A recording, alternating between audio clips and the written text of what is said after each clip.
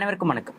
வெல்வது நிச்சயம் 2025 அப்படிங்கிற title free classes and test serious அப்படிங்கிறத ப்ரொவைட் பண்ணிட்டு இருக்கோம். ஸோ அதுபடி 12th பொலிட்டிக்கல் சயின்ஸ் புக்ல இருக்கக்கூடிய ஒவ்வொரு லெசன்ஸ் நம்ம பார்த்து வந்துட்டு இருந்தோம். ஸோ லாஸ்ட் வீடியோல பார்த்தீங்க அப்படின்னா 5th லெசனுடைய சென்ட்ரல் ஸ்டேட் ரிலேஷன்ஷிப் சம்பந்தமான கான்செப்ட்ஸை பார்த்துக்கணும். ஸோ என்னுடைய கண்டினியூவேஷனா பார்த்தீங்க அப்படின்னா மத்திய மாநில அரசுகள் தொடர்பான பிரச்சனைகளுக்கு நிறைய பரிந்துரைகளை கொடுக்கறதுக்கு நிறைய கமிட்டிஸ், நிறைய ஆணையங்கள் அப்படிங்கிறது, குழுக்கள் அப்படிங்கிறத அமைச்சிருந்தாங்க. ஸோ அந்த குழுக்கள் என்னென்ன பரிந்துரைகள்லாம் கொடுத்தாங்க அப்படிங்கிறத பத்தி இந்த வீடியோ நம்ம டிஸ்கஸ் பண்ணலாம். ஓகேங்களா? First one is administrative reforms commission அப்படின்னு சொல்லக்கூடிய நிர்வாக சீர்திருத்த குழு.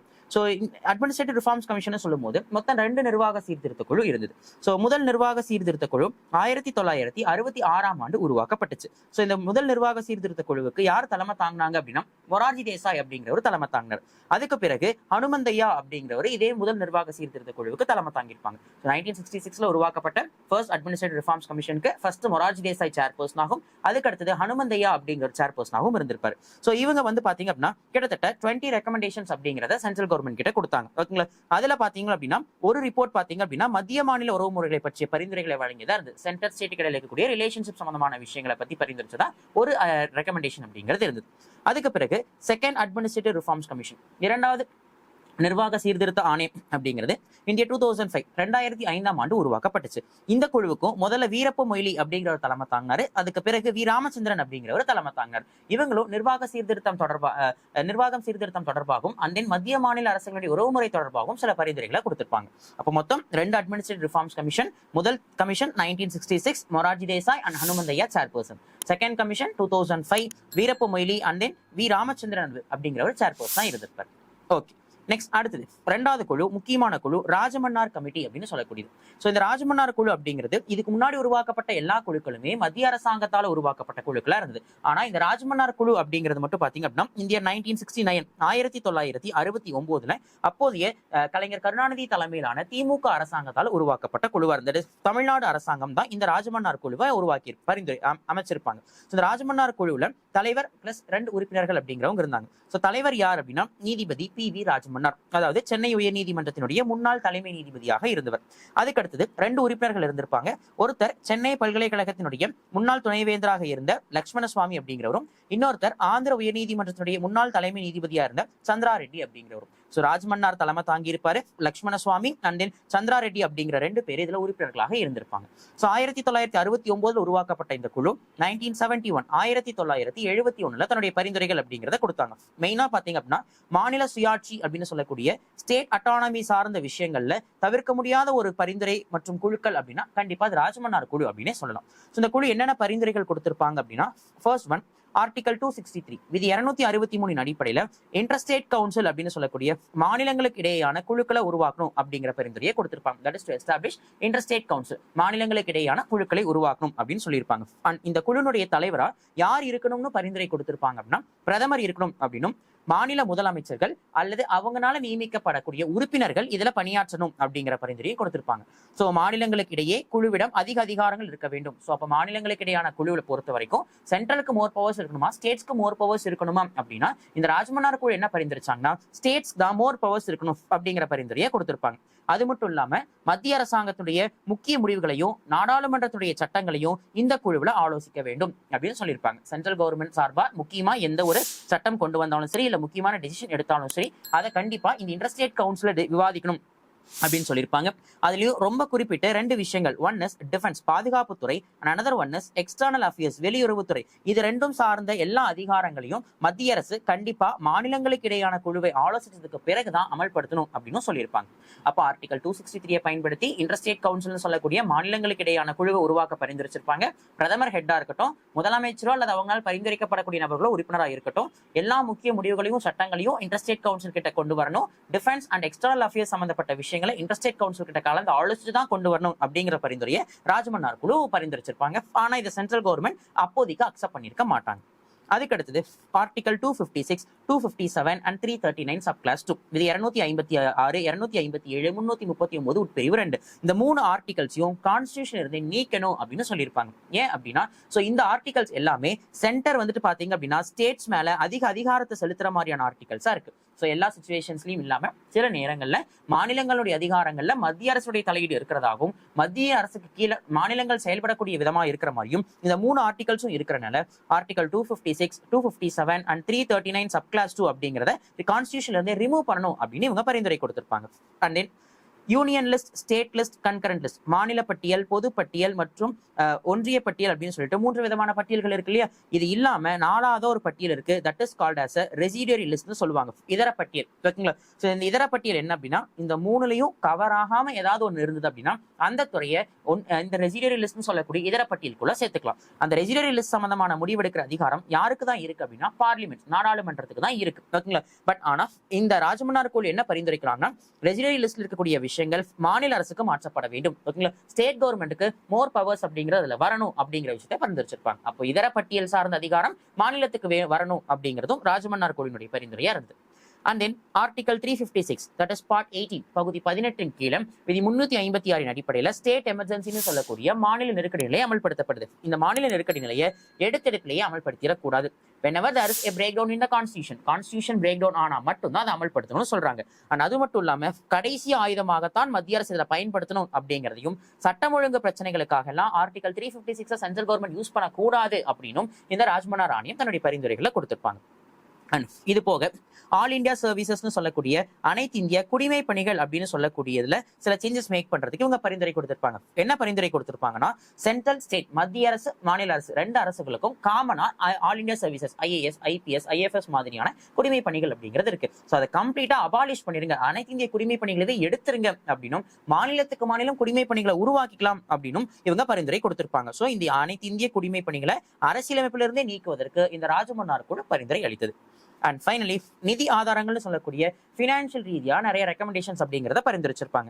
முக்கியமா பாத்தீங்க அப்படின்னா நிறைய ஃபினான்ஸ் ரீதியான பவர்ஸ் அப்படிங்கிறது சென்ட்ரல் கவர்மெண்ட் கிட்ட இருந்தது. ஸோ இவங்க என்ன சொல்லியிருப்பாங்க அப்படின்னா, மாநிலங்களுடைய நிதி சக்தி அதிகரிப்பதற்கு தொழில் நிறுவனங்கள் வரி, ஏற்றுமதி வரி, சுங்கவரி போன்றவற்றை மத்திய அரசாங்கத்திடமிருந்து மாநிலத்துக்கு மாற்ற வேண்டும் அப்படிங்கிற பரிந்துரையை கொடுத்திருப்பாங்க. ஸோ ஸ்டேட்ஸ்க்கு அதிக இம்பார்ட்டன்ஸ் கொடுக்கணும்னா இந்த மாதிரியான டாக்ஸஸ் எல்லாமே நீங்க எங்க மாத்தணும், ஸ்டேட்ஸ்க்கு மாத்துங்க அப்படின்னு சொல்லியிருப்பாங்க. ஓகேங்களா. ஸோ அது மட்டும் இல்லாம ஃபினான்ஸ் ரிசோர்ஸ் சொல்லக்கூடிய இந்த நிதி ஆற்றல் தான் மாநில உரிமைகளுடைய அச்சாணி அப்படின்னும் இந்த ராஜமன்னார் குழு பரிந்துரைச்சிருப்பாங்க. ஸோ இது மட்டும் இல்லாம அரசியலமைப்புடைய 7வது அட்டவணையில மிகப்பெரிய திருத்தங்களை மேற்கொள்ளணும், 7th ஷெட்யூல்ல நிறைய சேஞ்சஸ் மேக் பண்ணணும் அப்படின்னு சொல்லியிருப்பாங்க. டிஸ்ட்ரிபியூஷன் ஆஃப் பவர்ஸ், அதிகார பகிர்வு இருக்கு இல்லைங்களா, அது சார்ந்து நிறைய திருத்தங்களை மேற்கொள்ளணும் அப்படின்னு பரிந்துரைச்சிருப்பாங்க.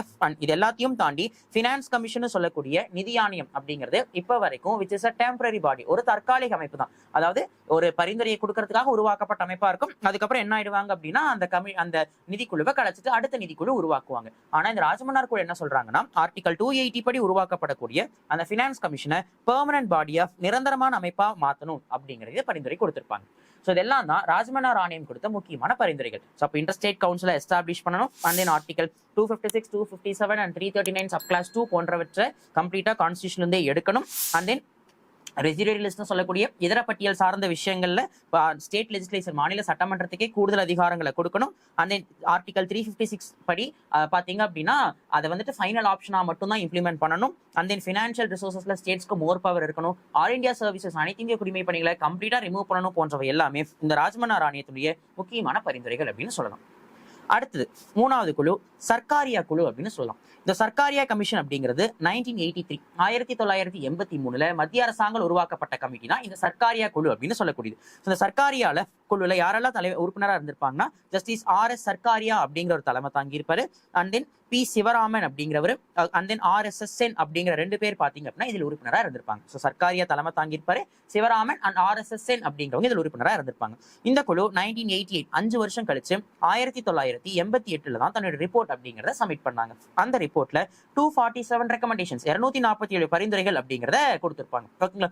அதுல சில பரிந்துரைகளை மத்திய அரசு அக்செப்ட் பண்ணிட்டாங்க. ஓகேங்களா. ஸோ கிட்டத்தட்ட 247 ரெக்கமெண்டேஷன்ஸ்ல 180க்கும் மேற்பட்ட பரிந்துரைகள் மத்திய அரசால் ஏற்றுக்கொள்ளப்பட்டது. ஸோ என்ன மாதிரியான ரெக்கமெண்டேஷன்ஸ் கொடுத்திருப்பாங்க அப்படின்னா, Article 263 பயன்படுத்தி இன்டர்ஸ்டேட் கவுன்சில் அப்படின்னு சொல்லக்கூடிய மாநிலங்களுக்கு இடையான குழுவை உருவாக்கணும் அப்படின்னு சொல்லியிருப்பாங்க. சென்ட்ரலுக்கும் ஸ்டேட்ஸ்க்கும் நடுவில் பிரச்சனை வருதுனாலோ, இல்ல ஸ்டேட்ஸ்க்கு நடுவில் ப்ராப்ளம் வருது, இல்ல ஏதாவது துறை ரீதியான விஷயங்கள் சார்ந்து முடிவெடுக்கணும் அப்படின்னாலோ, ஸோ Article 263 பயன்படுத்தி இன்டர்ஸ்டேட் கவுன்சில் அப்படின்னு சொல்லக்கூடிய மாநிலங்களுக்கு இடையான குழுவை உருவாக்கணும் அப்படின்னும், அந்த குழுவுக்கு மோர் பவர்ஸை கொடுக்கணும் அப்படிங்கிறதும் இந்த சர்க்காரி ஆணையத்துடைய முக்கியமான பரிந்துரையா இருந்தது.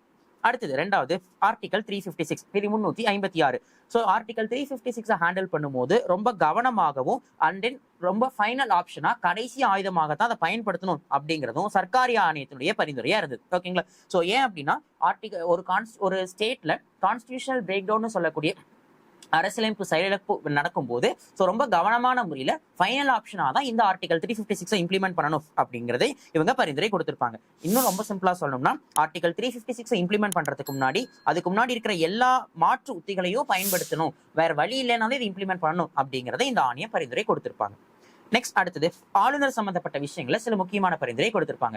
ராஜமன்னார் கமிட்டி ஆளுநர் சார்ந்து பெருசா எந்த பரிந்துரைகளையும் கொடுக்கல. ஆனா சர்க்காரி ஆணையம் தான் ஆளுநர் சம்பந்தப்பட்ட நிறைய பரிந்துரைகளை முன் வச்சிருப்பாங்க. சோ என்னென்ன சொல்லியிருப்பாங்க அப்படின்னா ஆளுநர் பதவியவே ரத்து செய்யணும், ஆளுநர் நியமிக்கும் முன் சம்பந்தப்பட்ட மாநில அரசை கலந்து ஆலோசிக்கணும் அப்படின்னு எல்லாம் நிறைய பேர் ரெக்கமெண்டேஷன்ஸ் கொடுத்திருந்தாங்க. அதை இவங்க கம்ப்ளீட்டா நிராகரிக்கிறாங்க. ஆளுநர் பதவியை ரத்து பண்ணணும், ஆளுநரை நியமிக்கும் போது மாநில அரசை கலந்து ஆலோசிக்கணும் அப்படின்னு ஒரு சில பேர் பரிந்துரை கொடுத்திருந்தாங்க. ஆனா இதை யார் மறுக்கிறாங்க? சர்க்காரி ஆணையம் மறுக்கிறாங்க. ஓகேங்களா? சோ ஏன் அப்படின்னா கூட்டாட்சி முறை நன்கு செயல்படுவதற்கு அரசியல் தலைவர்களை ஆளுநர்களாக நியமிக்க கூடாது அப்படின்னு சொல்றாங்க. ஓகேங்களா? சோ கவர்னர் போஸ்டே வேண்டாம்னு சொல்லல, கவர்னர் போஸ்ட் வேணும். ஆனா அந்த கவர்னர் போஸ்ட் இருக்கிறவங்க யாரா இருக்கணும்? பொலிட்டீஷியன்ஸ், அரசியல்வாதிகளா கண்டிப்பா இருக்கக்கூடாது. ஓகேங்களா? ஒரு நீதிபதிகளா இருக்கலாம், ஓய்வு பெற்ற குடிமை பணி சார்ந்த அதிகாரிகளா இருக்கலாம், ஒரு IAS IPS ஆபீசர்ஸா இருக்கலாம். சோ இவங்களா தான் இருக்கணுமே தவிர மத்தபடி அரசியல்வாதிகள் யாரும் ஆளுநரா நியமிக்கப்படக்கூடாது அப்படின்னு சொல்றாங்க. ஓகேங்களா? அது மட்டும் இல்லாம சென்ட்ரல்லையும் ஸ்டேட்லயும் வெவ்வேறு கட்சிகள் ஆட்சியில இருக்கு அப்படிங்கும் போது மத்தியில இருக்கக்கூடிய ஆளுங்கட்சியை சார்ந்தவங்களை ஒரு மாநிலத்தின் ஆளுநரா நியமிக்க கூடாதுங்கிறாங்க. அப்ப ஆளுநர் பதவி வேண்டானோ இல்ல ஆளுநரை நியமிக்கும் போது மாநில அரசை கலந்து ஆலோசிக்கணுமோனோ சொல்றதை இவங்க நிராகரிச்சுட்டு என்ன சொல்றாங்கன்னா கவர்னர் போஸ்ட் வேணும், ஆனா அந்த கவர்னரா நியமிக்கப்படக்கூடியவங்க பொலிட்டீஷியனா இருக்கக்கூடாது. ஓகேங்களா? ஒரு நல்ல அனுபவம் வாய்ந்த ஒரு அட்மினிஸ்ட்ரேட்டிவ் சர்வீசஸா இருக்கலாம், இல்ல வந்துட்டு பாத்தீங்க அப்படின்னா ஒரு படிச்சவங்களா இருக்கலாம். சோ அந்த மாதிரியான ஒரு குவாலிஃபிகேஷன் சொல்றாங்க. அண்ட் அது மட்டும் இல்லாம ஒரு மாநில ஆளுநரை நியமிக்கிறாங்கன்னா மத்தியிலையும் மாநிலத்திலையும் வெவ்வேறு கட்சிகள் ஆட்சி நடத்துறாங்க அப்படிங்கிற பட்சத்துல மத்தியில எந்த கட்சி ஆட்சி நடத்துறாங்களோ அந்த கட்சியை சேர்ந்தவங்களை ஆளுநரா நியமிக்க கூடாது அப்படிங்கிறதும் சர்க்காரி ஆணையத்துடைய பரிந்துரையா இருக்கு. அண்ட் தென் மொழி சார்ந்த முக்கியமான பரிந்துரை அவங்க கொடுத்திருப்பாங்க. என்ன அப்படின்னா ட்ரைலிங்குவல் பாலிசி அப்படின்னு சொல்லக்கூடிய மும்மொழி கொள்கையை அறிமுகப்படுத்தணும். தாய்மொழி இருக்கணும், இங்கிலீஷ் காமன் லாங்குவேஜ் இருக்கணும், அது போக ஹிந்தி ஆஸ் அ கம்பல்சரி லாங்குவேஜ்னு சொல்லி மும்மொழி கொள்கை இம்ப்ளிமெண்ட் பண்ணணும், ட்ரைலிங்குவல் பாலிசியை இம்ப்ளிமெண்ட் பண்ணணும் அப்படிங்கிறதும் சர்க்காரி ஆணையத்துடைய பரிந்துரை. ஸோ பட் ஆனா இதுல ஒரு சில பரிந்துரைகளை அக்செப்ட் பண்ணிட்டாங்க. அதுல ரொம்ப முக்கியமான ஒண்ணு ஆர்டிகல் 263 படி இன்டர்ஸ்டேட் கவுன்சில் அப்படின்னு சொல்லக்கூடிய மாநிலங்களுக்கு இடையேயான குழுவை உருவாக்குறது. ஸோ அதன்படி தான் ஆர்டிகல் 263 படி 1990 for the first time interstate கவுன்சில்னு சொல்லக்கூடிய மாநிலங்களுக்கு இடையேயான குழு அப்படிங்கிறது உருவாக்கப்பட்டது. ஓகேங்களா? நெக்ஸ்ட் கமிட்டிஸ் புன்ஷி கமிஷன் அப்படின்னு சொல்லுவாங்க. ஸோ 2007 வருஷம் 2007 மத்திய அரசு பாத்தீங்க அப்படின்னா மதன் மோகன் புன்ஷி அப்படிங்கிற ஒரு தலைமையில இந்த குழுவை நியமிச்சிருப்பாங்க. அதனாலேயே இந்த குழுவுக்கு பேரு புன்ஷி கமிஷன் அப்படின்னு சொல்லுவாங்க. ஸோ இந்த புன்ஷி கமிஷன்ல 3 நிபுணர்களும் ஒரு செயலாளரும் இருந்தாங்க. 3 மெம்பர்ஸ் அண்ட் ஒரு செக்ரட்டரி இருந்தாங்க. ஓகேங்களா? ஸோ 2007 அப்பாயின்ட் பண்ணப்பட்ட இந்த கமிட்டி 2010 தன்னுடைய பரிந்துரைகளை கொடுத்திருப்பாங்க. அதுல மெயினா என்னென்ன பரிந்துரைகளை கொடுத்திருப்பாங்கன்னா கவர்னர் சம்பந்தமான விஷயங்களை சொல்லியிருப்பாங்க. அதாவது ஆளுநருக்கு குறிப்பிட்ட பதவி காலத்திற்குள் நியமிக்கப்பட வேண்டும்.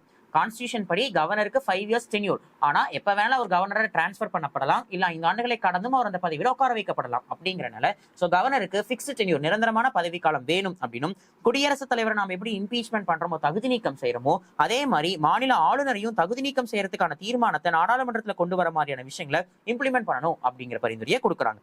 அதுக்கு அடுத்தது இப்போ ஒரு ஸ்டேட்ல கான்ஸ்டிடியூஷனல் பிரேக் டவுன் ஆகுதுன்னா ஸ்டேட் எமர்ஜென்சி இம்ப்ளிமெண்ட் பண்றீங்க. அதை என்டையர் ஸ்டேட்டுக்கும் இம்ப்ளிமெண்ட் பண்ணணும்னு அவசியம் இல்ல, only in that particular district. ஓகேங்களா? மாநிலம் முழுவதும் இல்லாம ஓகேங்களா அந்த குறிப்பிட்ட மாவட்டத்துல மட்டுமே என்ன பண்ணலாம் அப்படின்னா அந்த பகுதிகளில் வந்துட்டு குடியரசுத் தலைவர் ஆட்சி அமல்படுத்தலாம், ஸ்டேட் எமர்ஜென்சி டிக்ளேர் பண்ணலாம் அப்படின்னு சொல்றாங்க.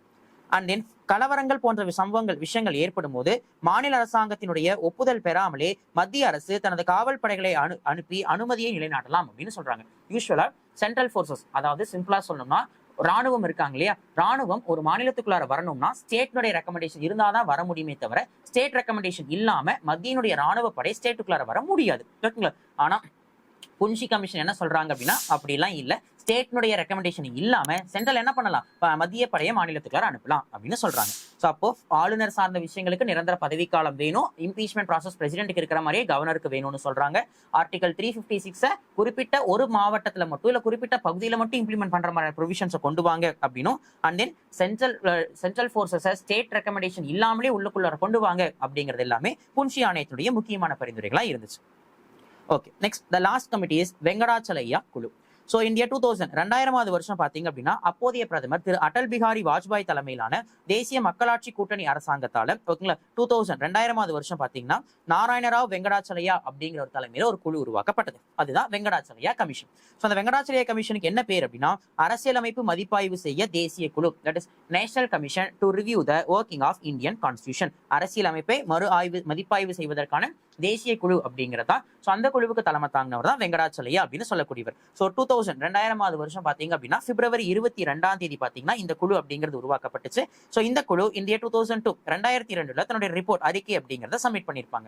மெயினா கான்ஸ்டியூஷன்ல நிறைய அமெண்ட்மெண்ட்ஸ் கொண்டு வரதுக்கு இந்த வெங்கடாச்சலையா கமிஷன் அப்படிங்கிறவங்க ரொம்ப முக்கிய காரணமாக இருந்திருப்பாங்க. ஓகேங்களா, ரைட். ஸோ இதெல்லாம் தான் பாத்தீங்க அப்படின்னா சென்ட்ரலுக்கும் ஸ்டேட்டுக்கும் இடையில இருக்கக்கூடிய ரிலேஷன்ஷிப்பை பிரச்சனைகள் ஏற்படும் போது அது சார்ந்த பரிந்துரைகளை கொடுக்கறதுக்காக உருவாக்கப்பட்டிருந்த முக்கியமான சில கமிட்டிஸ் அப்படின்னு சொல்லலாம். ஸோ நிர்வாக சீர்திருத்த ஆணையம், ராஜ்மன்னார் ஆணையம், சர்க்காரி ஆணையம், புன்ஷி ஆணையம் மற்றும் வெங்கடாச்சலையா கமிஷன்ஸ் சொல்லக்கூடிய.